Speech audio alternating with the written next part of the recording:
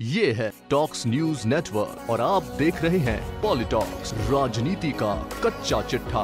ना तो किसी ने आरोप लगाने सफाई दी, लेकिन जो जो जो जो, जो सामने आया, देखो हमने 5 साल वसुंधरा जी की सरकार भ्रष्ट सरकार थी, हम लोगों ने आरोप लगाया और हमने 5 साल तक जनता को आश्वासन दिया था कि हम एक पारदर्शी और ईमानदार सरकार देंगे और उस दिशा में हमको काम करना है। कहीं भी अगर कमी पाई जाती है तो उसकी जांच भी होनी चाहिए, लेकिन मैं मानता हूं कि जिस प्रकार भाजपा ने सारे रिकॉर्ड तोड़ दिए थे भ्रष्टाचार के, उसके विरोध लोगों ने वोट दिया था, तो हमें उस बात को ध्यान में रखना है। मैंने देखा है जो बीजेपी की सरकार केंद्र में है वो शुद्ध रूप से चुनावी कैलेंडर को देखकर काम कर रही है। 7 साल में लगातार जनता को नारे दिए गए, किसान की आमदनी दुगनी करने की बात वादा किया गया, 15 लाख रुपए खाते में जमा कराने की बात करी, महंगाई को खत्म करने की बात करी, करप्शन को मिटाने की बात की।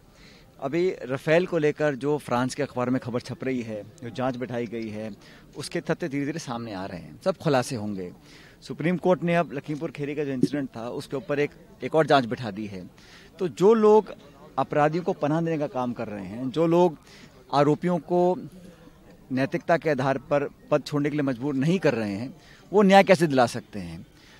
मेरा आकलन यह है कि जो 7 साल की गवर्नेंस रही उसमें आज पेट्रोल डीजल 100 रुपये पार कर गया, क्योंकि 5 राज्यों के चुनाव हैं तो थोड़ी बहुत उन्होंने एक दाम कम करने की एक पहल करी है 5 या 8 रुपये की, लेकिन ये बहुत नाकाफी है।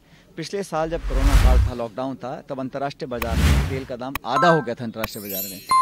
उस समय का जो फायदा था वो ग्राहक तक नहीं पहुंच सका बनस्पत, और आप एक्साइज वैट बढ़ाते रहे। अभी भी क्या किया है, इसको कई लोग कह चुके हैं, जो तेल का दाम है, आप एक्साइज का जो पैसा जनता देती है उसका बंटवारा होता है केंद्र राज्य सरकार में, लेकिन सेस जो लगता है वो पूरा केंद्र सरकार लेती है।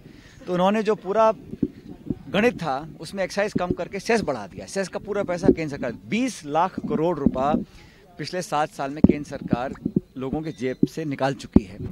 और जो लगातार विकास की बात करने वाली सरकार आज दिल्ली में बैठी अपने आप को कहती है, उन्होंने हर मोर्चे पर विफल होकर दिखाया है। इसलिए जो 5 राज्यों के उपचुनाव हुए, चाहे हिमाचल प्रदेश हो, चाहे राजस्थान हो, चाहे कर्नाटक हो, हर जगह लोगों ने बीजेपी को नकारा और कांग्रेस को समर्थन दिया। इसलिए जो आने वाला समय भी है, मैं समझता हूँ राष्ट्रीय स्तर पर अगर भाजपा को कोई चुनौती दे सकता है तो कांग्रेस पार्टी दे सकती है। इस संदर्भ में सब नेताओं से हम बात भी कर रहे हैं और 14 नवंबर से लेकर 19 से 20 तारीख तक कांग्रेस ने जन जागरण अभियान चलाया है। गांव, ढाणी, शहर, कस्बे में जाकर लोगों को जागरूक कर रहे हैं कि ना तो नौकरियां हैं, 1 साल से किसान धरने पर बैठा है, 3 कृषि कानून बनाए जो काले कानून कहे जाते हैं, अर्थव्यवस्था चौपट हो गई, उद्योग बंद हैं, और हर तरफ से सिर्फ नारे, बड़ा बड़ा आयोजन करना, इश्तिहार में पैसे खर्च करना, मीडिया में हाईलाइट होना, इन बातों को जनता कब तक सहन करेगी। इसलिए बदलाव होना जरूरी है और होगा भी, क्योंकि जनता, मैं समझता हूँ, जवाबदेही कराना चाहती सरकार को। भाई मैं आपको बताना चाहता हूँ, मैं संगठन के लिए पहले भी काम करता हूँ रहा, आज भी मुझे पार्टी बोलती है, बंगाल, केरला, बिहार, असम प्रदेश, जहाँ भी हम लोग पार्टी हमको बोलती है, कैंडिडेट्स बोलते हैं, पार्टी के लिए काम करते हैं। जो भूमिका सोनिया गांधी, राहुल गांधी तय करेंगे उस काम को हम लोग करेंगे, लेकिन प्राथमिकता ये है कि यहाँ पुनर्गठन दोबारा कांग्रेस सरकार का हो 23 में, उसके लिए जो कुछ करना पड़ेगा हम करेंगे। मुझे लगता है उसके जो घटनाक्रम हुआ उसके बाद शिक्षा मंत्री जी ने बात को बोला और एक शिक्षा डिपार्टमेंट में एक पॉलिसी लाने की बात उन्होंने करी है। मुझे लगता है उससे कई चीज़ों का समाधान हो जाएगा। हम तो ये कहना चाह रहे हैं कि आज लोगों को खाद, बीज, तेल, पानी, बिजली, सड़क, शिक्षा, चिकित्सा, इनकी ज़रूरत है।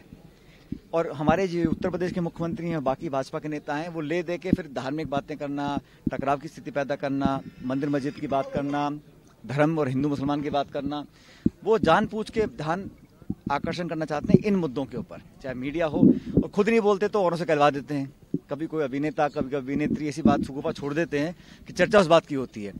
आज डीएपी का क्या हाल है और यूरिया मिल रहा है क्या प्रदेश में? केंद्र सरकार एलोकेट ही नहीं कर पा रही है। भाई आपका कोयला खत्म हो रहा है, खाद आप दे नहीं पा रहे हैं, बिजली का संकट पैदा हो गया, पेट्रोल और डीजल आसमान छू रहा है। तो ये गवर्नेंस छोड़ के सिर्फ नौटंकी और पाखंड करने में माहिर हैं, इसलिए इनको एक्सपोज करना बहुत जरूरी है। जहाँ पे हमने जोड़ने का काम किया था और आज पार्टी की जरूरत है जोड़ने वाले नेताओं की, और जो भी मुझे जिम्मेदारी दी है एमएलए की, एमपी की, प्रदेश अध्यक्ष की, केंद्रीय मंत्री की, जो भी मुझे पार्टी ने कहा है, मैंने पूरी निष्ठा से काम किया है।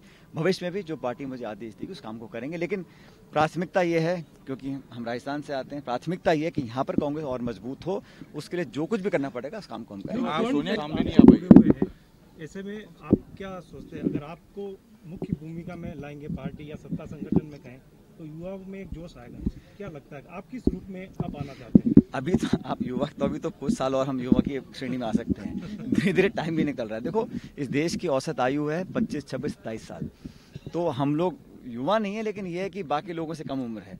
लेकिन मेरा मानना यह है कि युवा जो है, हमारा शिक्षित जो युवा है, उसको दिशा चाहिए, उसको एक प्लेटफॉर्म, उसको ना सहानुभूति चाहिए ना भीख चाहिए, उसको सिर्फ अपनी क्षमता को प्रदर्शित करने के लिए एक प्लेटफॉर्म चाहिए। शिक्षित लोगों को रोजगार चाहिए। आपने देखा होगा, अंतर्राष्ट्रीय आंकड़े बताते हैं कि हिंदुस्तान में इससे ज़्यादा बेरोजगारी कभी नहीं रही। जो हंगर, भूख का जो इंडेक्स है, उसमें हम बहुत गिरते चले जा रहे हैं। तो प्रदेश, देश के युवाओं को दिशा और ऊर्जा देने का काम हम लोग करना चाहते हैं। मेरी अपने भूमिका के बारे में कई बार कह चुका हूं कि जो भी पार्टी हाईकमान तय करेगा उस काम को हम लोग करेंगे और मजबूती से, ताकत से करेंगे। ये है टॉक्स न्यूज नेटवर्क और आप देख रहे हैं पॉलिटॉक्स, राजनीति का कच्चा चिट्ठा।